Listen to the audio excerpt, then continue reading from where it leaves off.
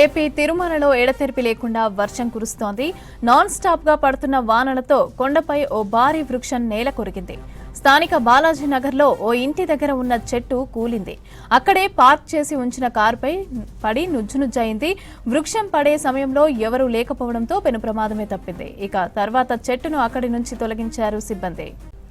AP తిరుమలలో ఎడతెరిపి లేకుండా వర్షం కురుస్తోంది.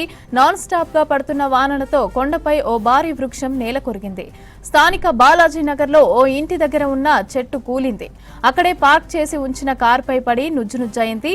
వృక్షం పడే సమయంలో ఎవరూ లేకపోవడంతో ప్రమాదం తప్పింది.